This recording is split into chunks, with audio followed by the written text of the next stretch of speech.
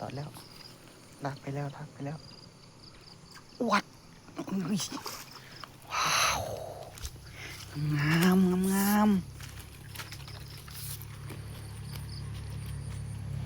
งามเลย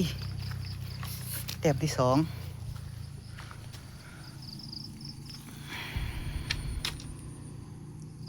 นี่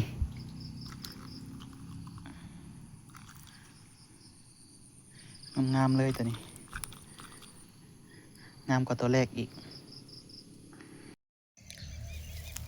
สบายดีทุกคนมาวันนี้เขาสิพาทุกคนมาหาเลาะยิงปลาหลังจากฝนตกฝนตกตั้งแต่เมื่อคืนนี้หากะอีเช้าตอน4 โมงอันตรายเลยฝนมันนี้น้ำจนเกือบล้นฮอดสระหลังจากที่ฝนไปตกมาหลายมื้อละ2-3 มื้อมาตกเมื่อคืนนี้ตั้งแต่กลางคืนจนตอนเช้าก็ตกหมดมื้อนะมื้อนี้หากะสิหยุดเมื่อกี้นี่หากะสิหยุดตอน4 โมงเมื่อกี้นี่อันตรายเลยฝนหนักหน่วงเห็นแต่ปลานิลหน่อยทุกคนเอ้ยดึงผักบงเงียบอยู่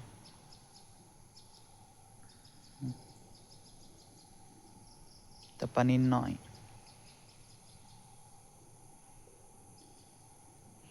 ตัว3 ฝ่ามือ3-4 นิ้วบ่เห็นตัวใหญ่ๆเลย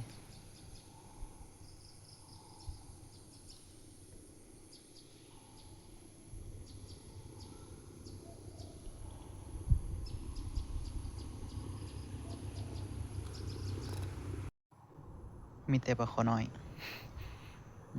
ปลาขอน้อย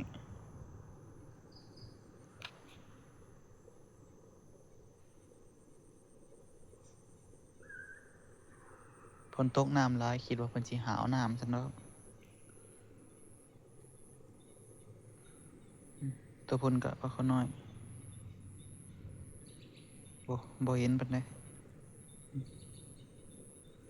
เห็นเพราะตามัวๆมันอยู่ไกลแฮง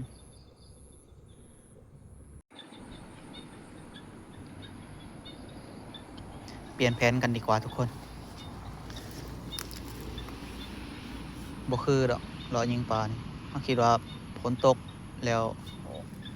น้ำขึ้นหลายแล้วปลามันสิหาวน้ำแต่บ่เห็นเอาไปซิดเบ็ดดีกว่า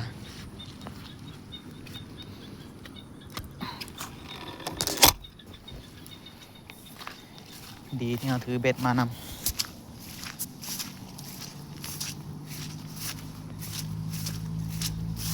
พอเห็นปลามันกินอยู่ดึงกินผักบ่งดึงกินนั่นอยู่แคมขอบพังอยู่เดี๋ยวเอาไปซิดเบ็ดดีกว่านี่กระเป๋าไว้นี่แหละ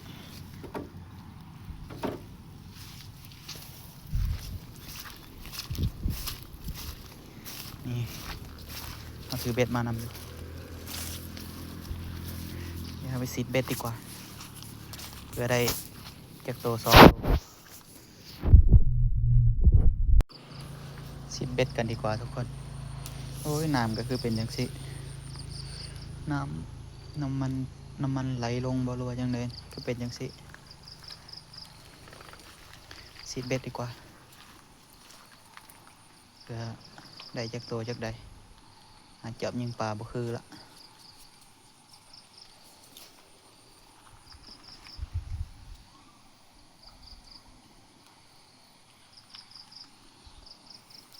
เอาแล้วทุกคนเอาแล้วปล่อยลงไปกระตอดเลยวัดเอาคือบ่ถึกยังโอ้ยถึกยังเลย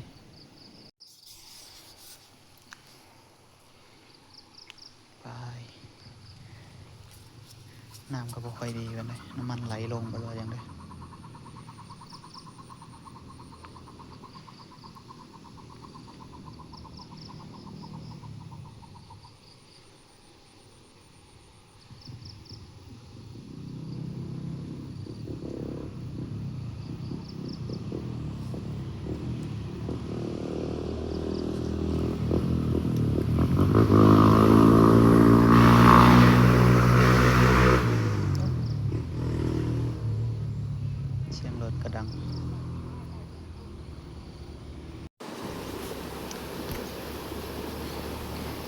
คน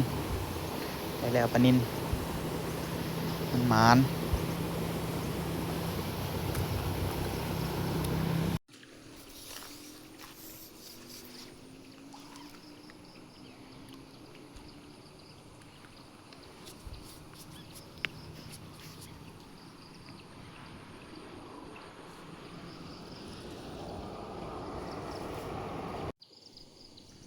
ตอดแล้วทุกคนตอดแล้ว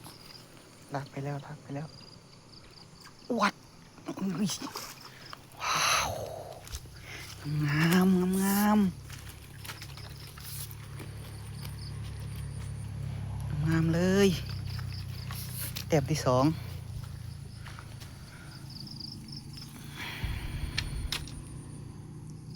นี่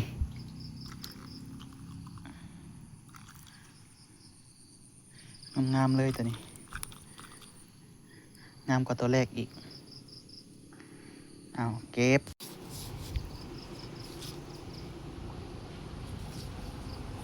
ย้อนอีกบอลเก่าลองเบิ่ง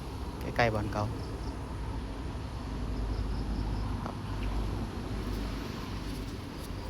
หากินเลาะพังนี่แหละปลาฝนตกไปนี่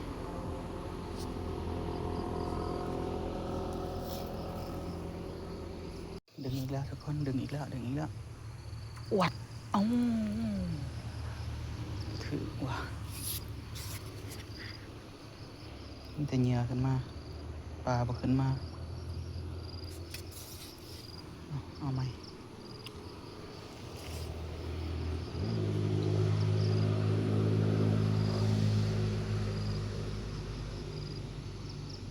ดึงแล้วดึงแล้วดึงแล้ว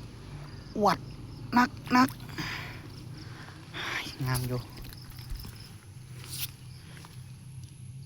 นี่งามอยู่เด้อใส่ทอดใส่ทอดเป็น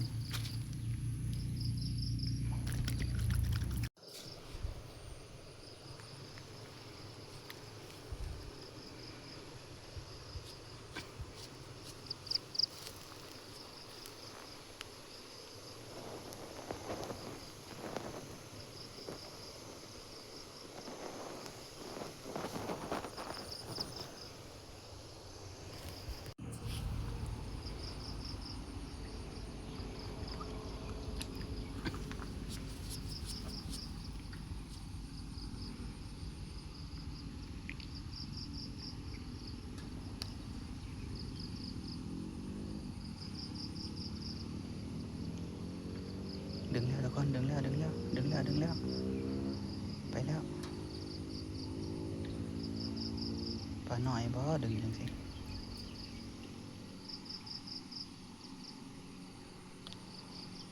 ดึงแล้วปล่อยดึงแล้วปล่อย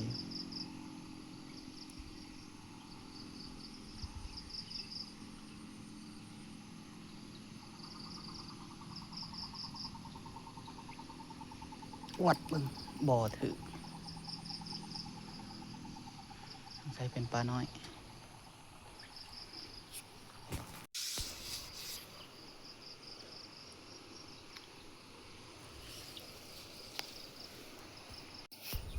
ดึงแล้วทุกคนบ่อตะปอลงไปก็เอาเลยวัดวัดตัวพ่อใหญ่เป็นไดปลานิลใส่ทอด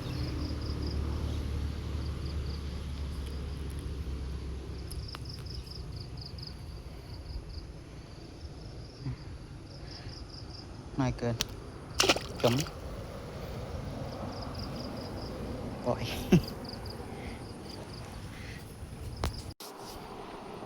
ผลก็มาแล้ว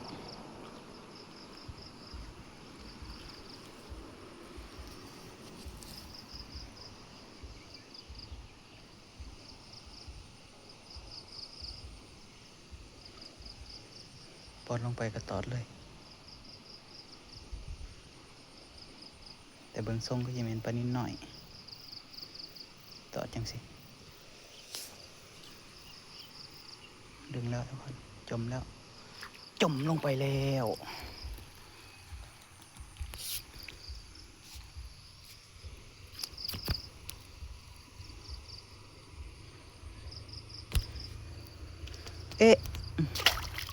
วันนี้หน่อยใส่3 นิ้วเขาก็ไม่ได้เอา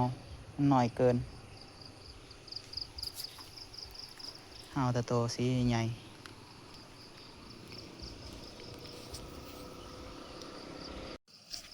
ดึงแล้วทุกคน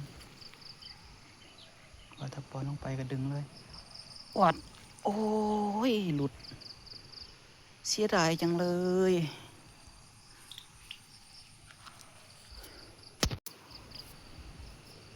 ดึงแล้วทุกคนดึงแล้วไปแล้ววัด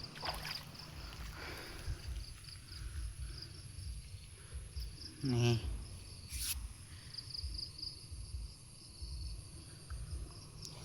ใส่บ่ใหญ่ปานใด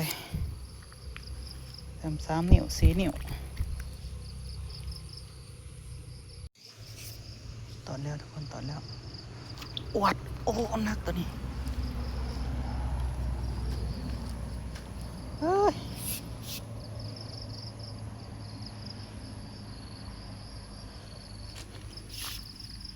โตบ่ใหญ่ปานใดวะตัวซ้ำนี้เขาปล่อยไปหลายโตแล้วก็แม่นเอาจักเกิดได้แล้วบ่จักฮอด10แล้วบ่จักปลาแต่ว่าปล่อย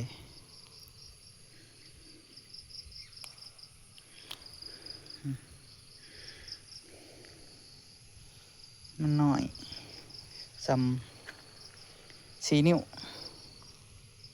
4 นิ้วบางมิด น้อยเกินไปซะ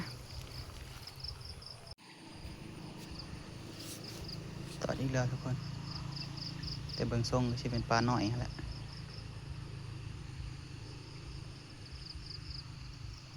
วัดเบิ่ง บ่มีหยังดึงแล้วทุกคนดึงแล้ว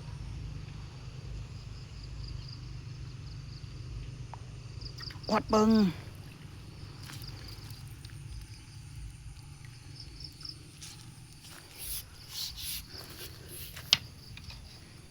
มีแต่ใส่นี่บ่ปลากระได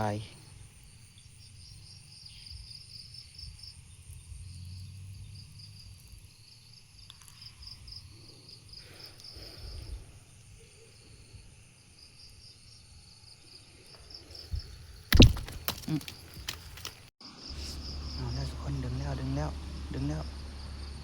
ใส่ละดึงแล้ววัดเบิ่ง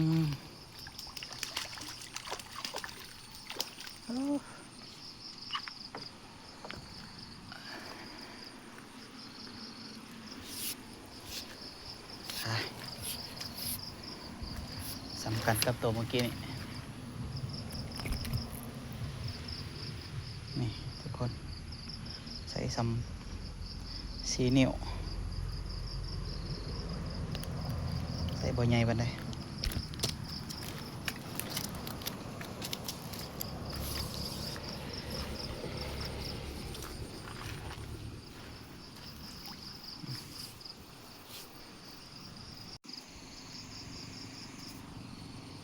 เอาแล้วทุกคนปล่อยลงไปกันแม่นตอดเลยแต่มันตอดบ่แห้งนี่บ่ถึกหยังเอาแล้วทุกคนตอดแล้วแต่มีแต่ใส่เดียวกันเลยปลานี่วะมีแต่ใส่ทำนี้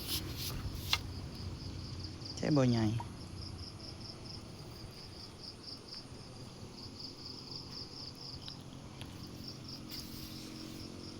นี่ไปเทินแล้วก็ไปเลย ดูดมือลงน้ำกับปล่อยมันไปเลย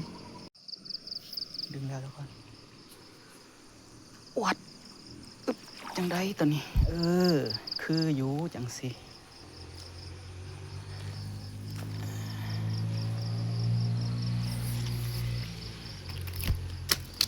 หลุดพอดียุดพี่ทุกคนตัวนี้อันตัวนี้คืออยู่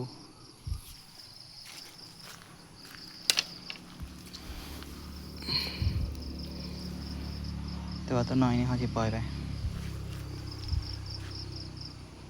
ปจุ้ม